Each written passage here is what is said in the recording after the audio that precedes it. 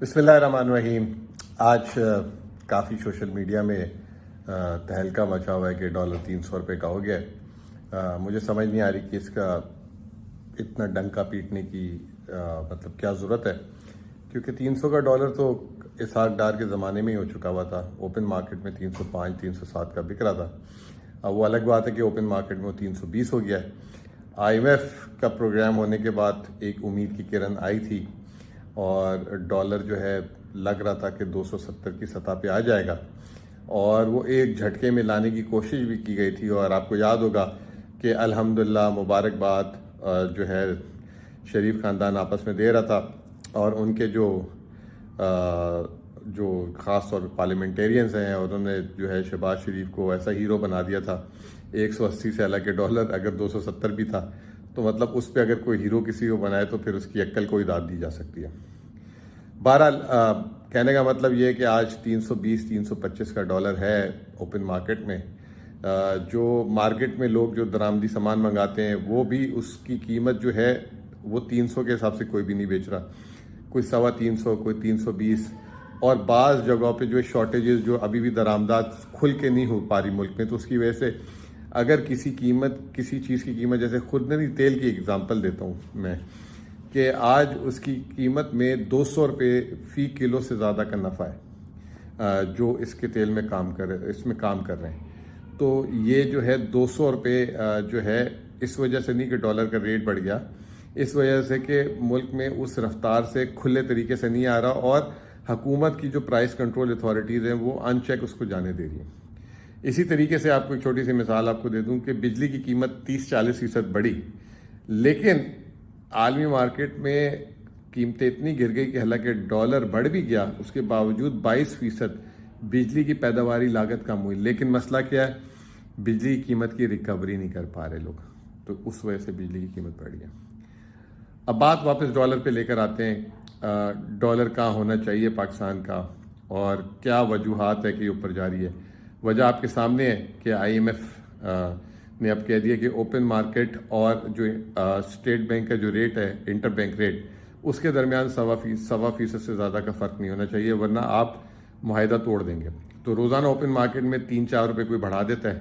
آج ایک خبر آئی ہے، اسٹیٹ بینک اس کو کنفرم کر دے کہ اسٹیٹ بینک بھی اوپن مارکیٹ سے ڈالر خرید رہے تاکہ اس کے ریزروز بڑھیں. اس کا کیا مطلب یہ ہوا کہ اسٹیٹ بینک کو باہر سے پیسہ نہیں آ رہا، تو وہ اب مقامی طور پہ پیسہ خرید رہی ہے، اور جس کی وجہ سے مزید پریشر بڑھ رہا ہے. تو یہ ایک غلط ٹیکٹک ہے. یہ جب مارکیٹ کو پتہ ہو کہ روزانہ اسٹیٹ بینک ڈالر خریدنے آئے گی تو وہ اوپن مارکیٹ میں اس کا ریٹ بڑھے گا ہی بڑھے گا. تو پہلی تو احتیاط یہاں پہ کرنی ضروری ہے. دوسرا، جیسے پچھلے سال ہم نے ریمیٹنسز اور ایکسپورٹس میں 8.5 ارب ڈالر کو نقصان کیا، اس کو اصل حالت میں ہی بحال کرتے ہیں 2022 کی حالت میں. تو 8.5 ارب ڈالر اتنے پیسے ہیں کہ وارے نیارے ہو جائیں گے. یہ جو ابھی ہم کہہ رہے ہیں نا کہ ہم سے ریکارڈ کتنے میں سعودی عرب 1 ارب ڈالر دے دے گا یا فلاں 1 ارب ڈالر دے دے گا، یہ کچھ نہیں ہے. ہمارے پاس خود ہی اتنے وسائل ہیں. پاکستان کے اندر ڈالر ہے اس وقت. میں سمجھتا ہوں کہ جو 2020 میں اگر فی آدمی یا کچھ لوگ جو ہیں جسے کرنسی ان سرکولیشن کہتے ہیں، اگر سرکولیشن میں ڈالر اس وقت اگر 2 ارب ڈالر تھا تو آج 6 ارب ڈالر ہے. پاکستان کے اندر بھی بہت ڈالر اس وقت فلوٹ کر رہا ہے، کیونکہ ہر آدمی نے اپنے ڈالر کی ہولڈنگ کر لی ہے. تو اس کو بھی بہتر کرنے کی ضرورت ہے. آخر میں مجھ سے کسی نے سوال پوچھا کہ بھائی اتنا اچھا شرح سود ہو رہا ہے، 22% مل رہا ہے، اور ڈالر کا ریٹ بھی اتنا اچھا ہے، باہر سے ریمیٹنس الٹا جو ہے بڑھنے کی گھٹ گئی، 2 ارب ڈالر ہو گئی، تو وہ کیوں ایسا ہو رہا ہے؟ لوگ اس کا فائدہ کیوں نہیں اٹھا رہے؟ تو اس میں نے صرف ایک بات کہی چھوٹی سی، اور وہ سمجھنے کی بات ہے. مثال کے طور پہ 2 سبزی بیچنے والے ہیں اور وہ ٹماٹر بیچتے ہیں.